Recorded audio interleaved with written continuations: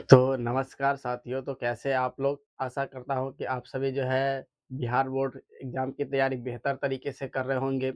और हम लोग जो पिछली वीडियो में मुख्य रूप से जो पढ़ रहे थे, वो सॉलिड स्टेट का जो लेक्चर नंबर जो है वो 5-6 तक हम पढ़ लिए थे। अब हमारा जो लेक्चर नंबर है यहाँ पे 7, ठीक है? और लेक्चर नंबर 7 में जो है वो हम लोग क्या-क्या पढ़ने वाले हैं, तो आप देखिए यहाँ का मुख्य रूप से टॉपिक है परमाणविक त्रिज्या का निर्धारण, ठीक है? डिटर्मिनेशन ऑफ एटॉमिक रेडियस, ठीक है?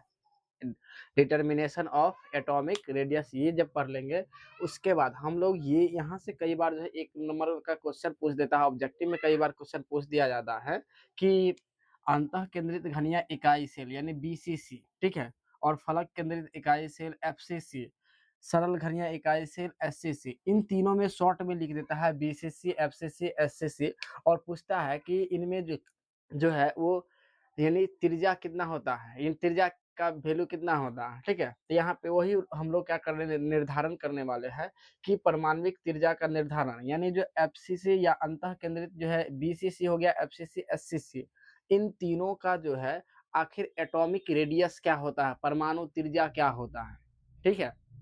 तो इन्हीं को हम लोग कवर करेंगे। तो आप देखिए कि जब से सबसे पहले हम लोग परमाणविक त्रिज्या का निर्धारण अगर कर रहे हैं, तो सबसे पहले हमको मानना होगा कुछ, ठीक है? तो चलिए इसको हम लोग ये टॉपिक हमारा है, इसको क्लियर करते हैं हम। तो सबसे पहले हम लोग क्या करेंगे, माना कि परमाणु की परमाणु की त्रिज्या बराबर हम मानेंगे r, ठीक है? त्रिज्या हम मानेंगे r और यही r का वैल्यू ज्ञात करना है। उसके बाद हम लोग क्या करेंगे कि इसकी अगर परमाणु है तो परमाणु जो है वो क्रिस्टल में ही हम लोग पढ़ रहे हैं, ठीक है? तो एफसीसी एक क्रिस्टल टाइप से, ठीक है? इकाई सेल है।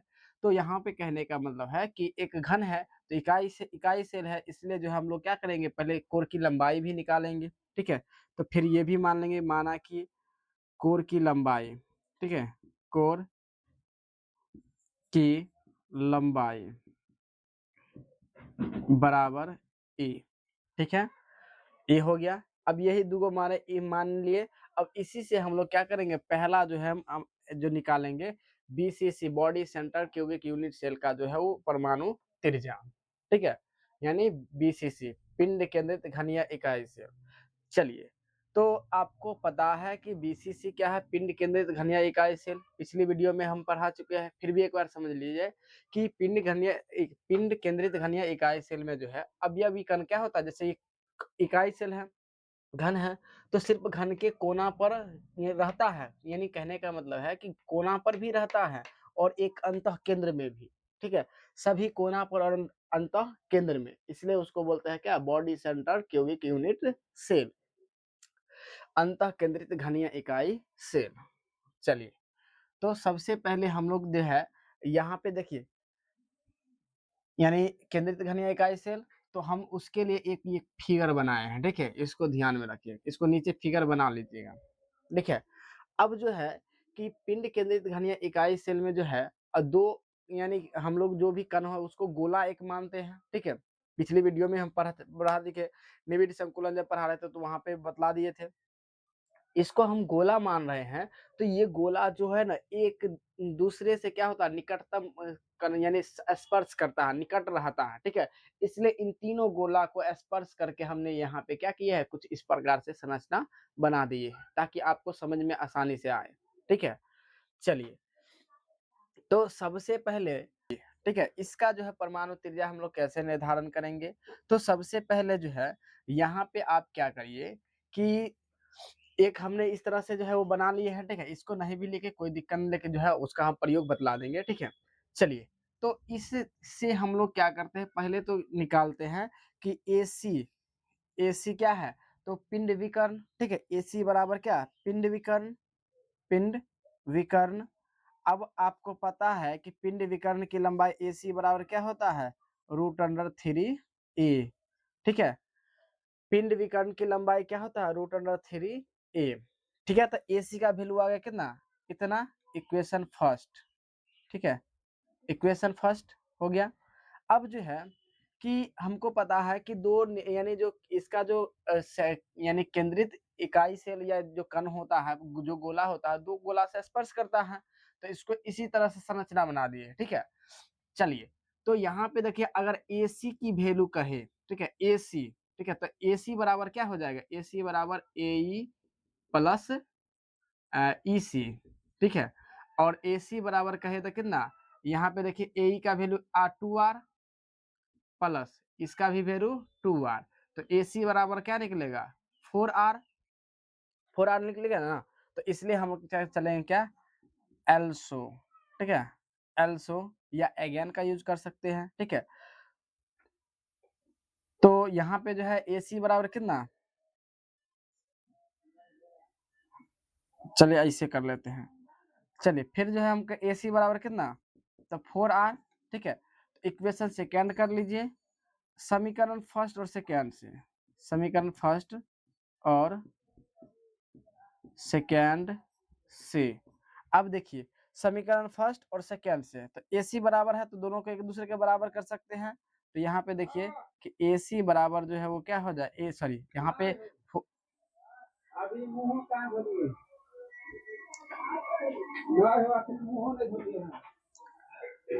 तो यहाँ पे देखिए कि समीकरण फर्स्ट और सेकेंड से, तो हम लोग क्या लिखेंगे, यहाँ पे जो 4R बराबर लिख देंगे क्या, √3A, ठीक है, क्योंकि AC और AC दोनों आपस में बराबर तो एक दूसरे के बराबर कर सकते हैं, तो इसलिए हम 4R बराबर क्या, √3A। अब R बराबर देखिए तो यहाँ पे क्या निकलेगा, √3A/4, ठीक है। तो ये हमारा हो गया क्या, त्रिज्या निकल गया। तो क्वेश्चन पूछता है, ठीक है, क्वेश्चन पूछ देता है कि यानी अंतः केंद्रित घनीय इकाई सेल में जो है यानी परमाणविक त्रिज्या कितना होता है, तो आपको ध्यान रखना पड़ेगा √3A/4, ठीक है, √3 यानी √3A/4। अगर दो निकटतम परमाणुओं की संख्या की बात करें, ठीक है, दो निकटतम, यहाँ भी नीचे भी क्वेश्चन पूछ देता है, ठीक है, तो इसके नीचे लिख लीजिएगा कि दो निकटतम परमाणुओं की संख्या, निकटतम परमाणु की संख्या, ठीक है। तो दो निकटतम परमाणु की संख्या जो है वो कितना होता है, ठीक है। तो इसका ध्यान में रखिएगा कि यहाँ पे जो है क्या AE प्लस EC बराबर हो जाता है, ठीक है। तो यहाँ पे हमको लिख सकते हैं यानी डायरेक्ट AC, या हम ऐसे लिख सकते हैं, ठीक है। या अगर AC अगर कहे कहे यहाँ पे दो निकटतम परमाणु की संख्या ना, तो इसके निकटतम परमाणु हम लोग क्या निकाल लेंगे, तो यहाँ पे जो है हमको ई मतलब AE या EC निकाल लेंगे, ठीक है। तो अगर हम AE या EC, क्योंकि AE और EC बराबर होता है, ठीक है, अगर ये बराबर होता है तो अगर हम AE निकालते हैं, ठीक है, चाहे EC, तो हम लोग क्या होता है AE प्लस EC ना, EC निकालते हैं, ठीक है। तो यहाँ पे क्या होगा AC का आधा, AC का आधा, ठीक है। अब AC का वैल्यू हम लोग यहाँ पे देखिए कितना निकाले हैं, AC का वैल्यू कितना √3, ठीक है। तो यहाँ पे इसका हो जाएगा क्या AE बराबर दो निकटतम परमाणु संख्या हो जाएगा √3A/2, ठीक है। दो निकटतम परमाणु की संख्या पूछेगा तो ये, और परमाणविक त्रिज्या पूछेगा तो याद रखें ये। तो BCC के परमाणु की त्रिज्या यहाँ पे R बराबर याद रखें √3A/4, और इस तरह से क्वेश्चन बनता है, ठीक है। इस तरह से इस पर किस तरह से क्वेश्चन बनता है इसको भी हम लोग कवर करवाएंगे, ठीक है। तो आप वीडियो के अंत तक बने रहिए, और चैनल पर नए हैं तो एक बार सब्सक्राइब कर दीजिए। चलिए इसको अगर समझ में आ गया है तो ठीक, नहीं तो एक बार समझा देते हैं। देखिए सबसे पहले परमाणविक त्रिज्या निर्धारण करने के लिए हमने माना क्या, परमाणु की त्रिज्या R और कोर की लंबाई A, ठीक है। चलिए उसके बाद जो है कि यहाँ पे जो है हमने पढ़ा कि BCC में, यानी BCC में हम लोग चलते हैं, तो AC यानी BCC में क्या है, ये क्या है पिंड विकर्ण, ठीक है, पिंड विकर्ण, तो पिंड से कण, पिंड में रहता है एक कण। तो यहाँ पे हम लिखे कि AC बराबर पिंड विकर्ण, यानी पिंड विकर्ण की लंबाई कहिए, ठीक है। पिंड विकर्ण है तो पिंड विकर्ण की लंबाई कितना होता है √3A। अगर नहीं देखे तो पिछली वीडियो आप देख लीजिए, हम निर्धारण करवा चुके हैं। तो √3A और AC, इसके अनुसार जब इसको स्पर्श कर दिया जाता है, एक थंब लिख दिया जाता है, क्या हो जाता है AC बराबर कितना 4R। तो वही क्या कि AC और जो है AC बराबर 4R, AC बराबर √3, दोनों को बराबर कर दिए हैं, जिसके कारण 4R बराबर √3A और R बराबर कितना √3A/4। तो इसका जो है रेडियस निकल गया, ठीक है, BCC का रेडियस इतना निकल गया। अब हम लोग चलेंगे क्या FCC, ठीक है, फलक पर जो रहता है उसके बारे में, ठीक है। चलिए, यहाँ तक समझ में आ गया, आप सभी को समझ में आ गया। इससे पहले यहाँ पे देखिए दूसरा जो कहता है वो फलक केंद्रित घन या एक आयसीय, यानी फलक पर रहेगा क्या, यानी फलक के केंद्र पर रहेगा एक कण। अब देखिए कि फलक पर यहाँ पे देखिए ये फलक है तो फलक पर भी एक केंद्र और ये भी दो पर निकटतम परमाणु से स्पर्श करता है, ठीक है। तो आइए हम लोग क्या करते हैं, दूसरे की ओर बढ़ते हैं, ठीक है। दूसरा एफसीसी में, एफसीसी में, एफसीसी में देखिए कि सबसे पहले अगर हम इसकी लंबाई अगर कहें, ठीक है, इसकी लंबाई, ठीक है, तो हमको निकालना ही पड़ेगा, ठीक है। जैसे अगर कहे तो यहाँ पे जो है ना इसको मान लिया जाए, चलिए इसको भी माना है ना, चलिए ठीक है। देखिए कि सबसे पहले फलक केंद्रित, यानी ये क्या है, ये अगर ये चिन्ह जाता है तो ये क्या फलक विकर्ण, फलक विकर्ण हुआ, ठीक है। तो आप देखिए कि यहाँ पे जो है कि सबसे पहले हम लोग इसी तरह से निकालेंगे, ठीक है। कि देखिए यहाँ पे AC, ठीक है, यानी AC बराबर कितना हो गया, यानी फलक विकर्ण, तो फलक विकर्ण की लंबाई, ठीक है, फलक विकर्ण की लंबाई, अब फलक विकर्ण की लंबाई कितना होता है, AC बराबर √2a, √2a। ये समझ में आया, ठीक है। ये फलक विकर्ण की लंबाई होता है √2 और a, ठीक है। तो कैसे होता है ये भी बतलाए हुए पीछे निर्धारित करवाए हुए, ठीक है। आप उसको भी ध्यान में रखिएगा, ठीक है, यहाँ तक समझे। चलिए अब देखिए कि फिर उसी तरह से करेंगे, ये जो तीनों परमाणु हैं एक ठम का इसको कर लिया जाए, ठीक है, एक ठम इसको कर लिया जाए और इसका भी केंद्र होगा, इसका भी केंद्र, और इसका केंद्र से गुजरने वाली रेखा क्या कहलाता है, आर, रेडियस। ये भी आर, ये भी आर और ये भी आर, ठीक है। अब देखिए ऊपर का तो नहीं होगा, ठीक है, यह केंद्र से दूगो जाएगा क्यों, तीन ही परमाणु है। अब देखिए हम इसको मान लेते हैं क्या, ई मान लेते हैं, ठीक है, ये वाला जो केंद्र है, और इसको मान लेते हैं, इसको यानी इसको मान लेते हैं क्या ए और इसको सी, तो इसको अगर बीच में एक इसके रेखा खींच दे तो क्या बन जाता है ई, ठीक है। अब देखिए कि AC यहाँ पे AC बराबर कितना आया, √2a। अब अगर एल्सो करें, ठीक है, एल्सो तो इसके अनुसार अगर AC निकाले, AC बराबर तो AE प्लस EC, और जैसे हो जाएगा तो AE बराबर कितना, वो R प्लस R 2R और प्लस 2R, ठीक है। तो AC बराबर कितना 4R निकला, तो AC बराबर हम फिर लिख देंगे क्या 4R, ठीक है। पुनः समीकरण फर्स्ट और सेकंड से, फर्स्ट और सेकंड से, ठीक है। अब फर्स्ट और सेकंड से जैसे ही आ गया तो आप देखिए कि दोनों को बराबर कर देंगे, AC बराबर यानी कितना, AC बराबर कितना 4R है बराबर, और AC बराबर √2a, ठीक है। तो R का अगर वैल्यू निकाले तो क्या हो जाएगा √2a/4, ठीक है। अब इसको और एक स्टेप और आगे बढ़ेगा, ठीक है, जैसे कैसे, देखिए कि अगर हम क्या कर सकते हैं कि 4 को लिख सकते हैं 2 गुना 2, और ऐसे भी लिख सकते हैं √2 को लिख सकते हैं √2 गुना √2 गुना कितना 2, क्योंकि इसको लिख सकते हैं √2 गुना √2, ठीक है। तो आप देखिए कि R बराबर हम लिख सकते हैं √2a बट्टा होगा √2 गुना 2।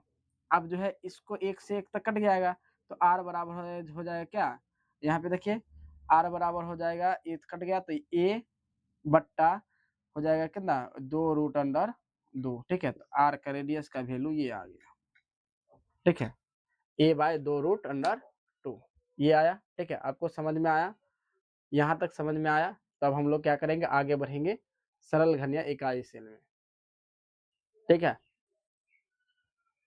ठीक है। यहाँ तक समझ में आया कि यहाँ पे हमने पढ़ लिया कि R बराबर √2a बट्टा हो जाएगा √2 गुना √2 गुना √2 गुना 2, ठीक है। अब ये से ये कट गया तो R का वैल्यू क्या बच गया, तो R का ऊपर बच गया a और नीचे बच गया कितना 2√2। तो यही हमारा जो है वो याद रखिएगा कि FCC का यानी सॉरी FCC का जो है वो क्या होता है, रेडियस कितना आ गया, इतना आ गया, ठीक है, इतना आ गया। अब दो निकटतम परमाणु की संख्या अगर निकाले, ठीक है, तो ये AC का आधा कर लीजिए, ठीक है, इस AE निकाल लीजिए तो यहाँ पे क्या हो जाएगा, AC बट्टा 2 हो जाएगा ना, फिर AC बट्टा 2 और AC का वैल्यू निकला है कितना, √2a और इसका जो है ए 2 आ गया, ठीक है। और इसको जो है एक रूट अंडर से कटेगा, ठीक है, इसको लिख सकते हैं ना, 2√2 गुना √2,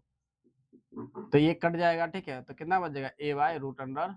दो निकटतम परमाणु की संख्या पूछेगा, यानी सॉरी, दो निकटतम परमाणु की अगर जो है मान पूछेगा तो याद रखिए a/√2, ठीक है। यहाँ तक भी क्लियर खत्म हो गया। अब एक बच गया क्या, सरल घनीय इकाई से, ठीक है। FCC का जो है देखिए, हमने पढ़ा BCC में जो है वो रेडियस कितना आया, तो √3a/4। उसके बाद FCC में जो है वो रेडियस कितना आया, FCC में कितना आया, तो याद रखिएगा कितना है, a/2√2, ठीक है। ये दो गो आ गया, ठीक है। अब हम लोग निकालेंगे क्या, सरल घनीय इकाई सेल में, ठीक है, सरल घनीय इकाई सेल में। अब इसको ध्यान दीजिए, चलिए अब हम लोग पढ़ेंगे तीसरा, ठीक है, सरल घनीय इकाई सेल, ठीक है, SCC यानी सरल घनीय इकाई सेल। अब देखिए सरल घनीय इकाई सेल में हम लोग पढ़ चुके हैं कि अवयवी कण जो होता है सिर्फ कहाँ होता है, तो कोना पर होता है। अब कोना पर होगा तो बस सिर्फ हम लोग निकालेंगे कोना पर का। अगर यहाँ पे कण मान लेते, एक कण ये हो गया, ठीक है, इसको ज्यादा स्पर्श कर दिए ताकि समझ में आए, ठीक है।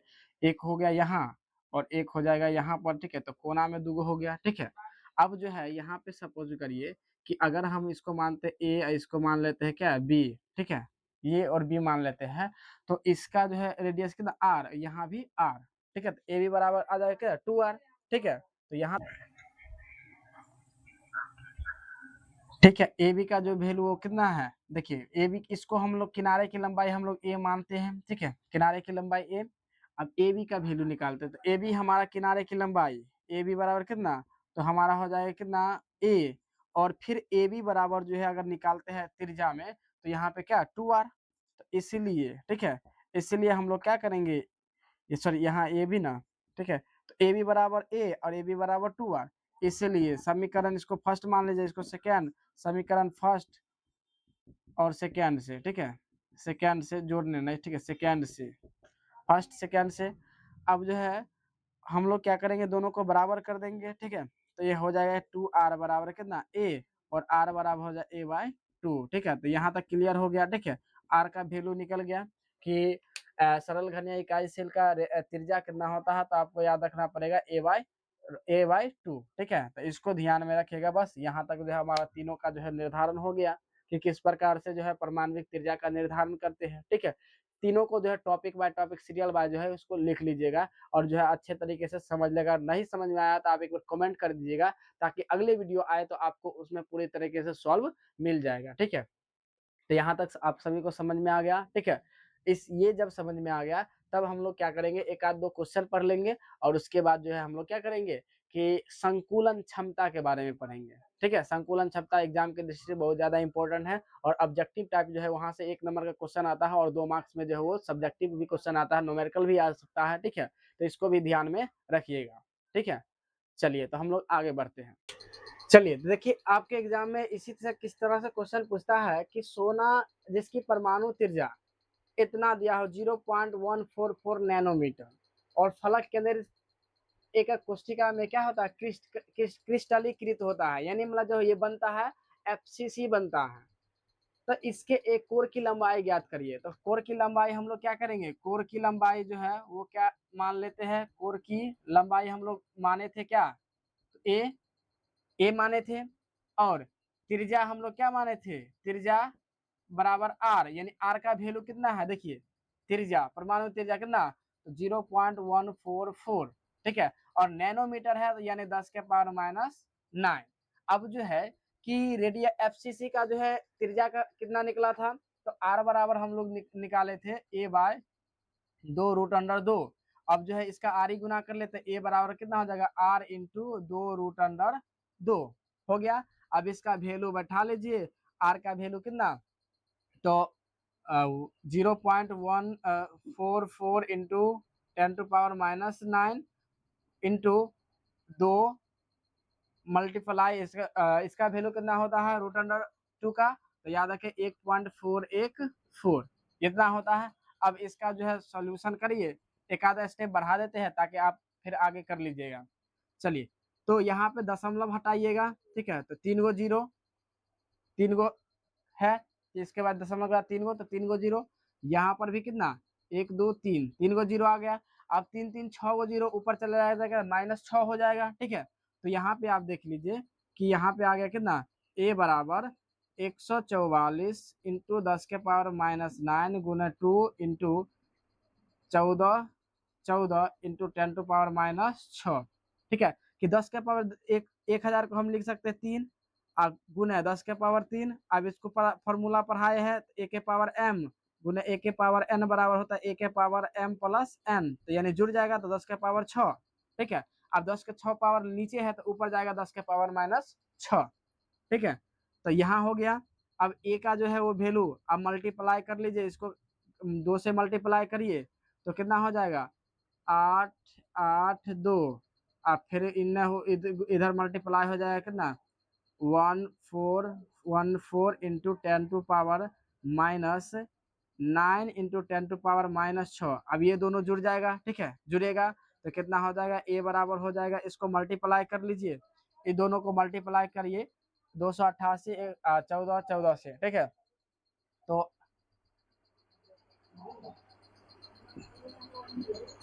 288 14 14, ठीक है, इसको मल्टीप्लाई करिए 8 चौक 32, 8 8 3 11, ठीक है, 8 3 11, 8 चौक 32, ठीक है, 32 1 33 और 8 एकम 8 और 8 3 11। फिर इसी तरह से हो जाएगा 2 1 3 1 1, अब 2 से कर लीजिए तो इसका हो जाएगा कितना 8 2 8 2, अब इसको कर लीजिए तो 2 3 और उसका हो जाएगा 12 7 0 और 4, ठीक है। तो इसका आया 47 72 32 आया, 47 72 32, तो इसको आप मल्टीप्लाई करिएगा, ठीक है, तो आ जाएगा कितना 40 72 32 गुने 10 के पावर -15, ठीक है, 10 के पावर -15।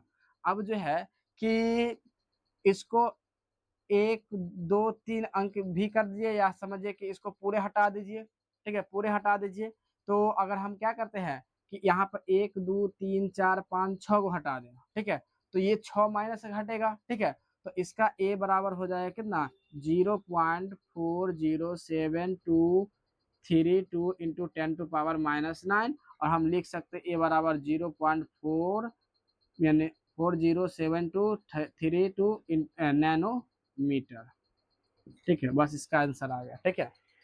आप मिला लीजिएगा, आप मल्टीप्लाई करिएगा, ठीक है, ये हमारा आंसर आ गया।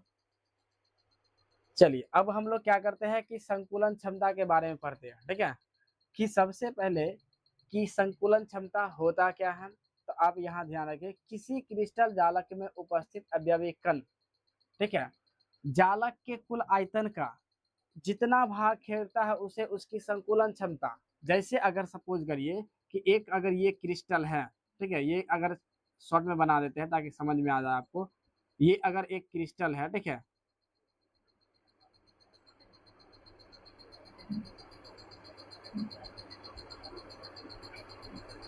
सपोज करिए इस तरह से एक क्रिस्टल है,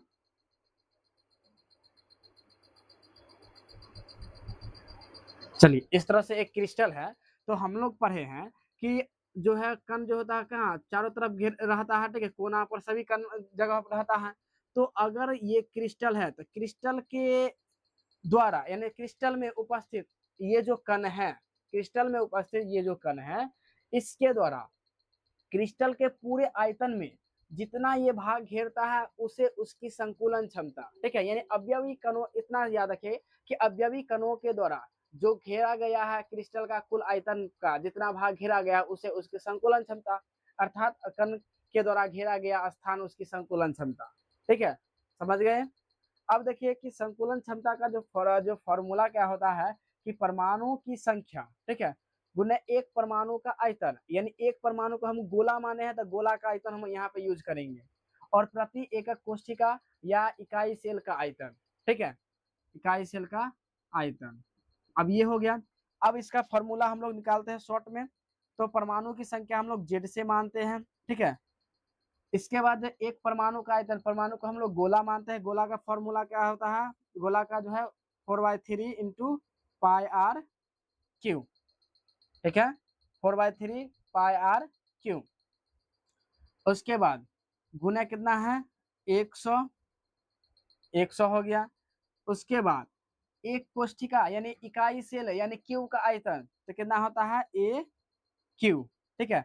अब इसको आप क्या करिए कि आगे बढ़ा दीजिए, तो इसका होगा ऊपर वाला ऊपर जेड गुने 4 गुने पाई आर क्यू गुने 100 बट्टा, ये जो है देखिए यहाँ मैन बट्टा तो ये है इसके नीचे, तो ये ओ एक ऊपर लेकिन ए क्यू नीचे, तो इसका निकला 3a क्यू। तो ये हमारा जो है संकुलन क्षमता का क्या हो गया, फॉर्मूला निकल गया। अब इसी से क्वेश्चन पूछता है, देखिए, और यही फॉर्मूला से हम लोग अगले वीडियो में जो है वो प्रयास करेंगे कि एफसीसी, बीसीसी और जो है एक बच गया क्या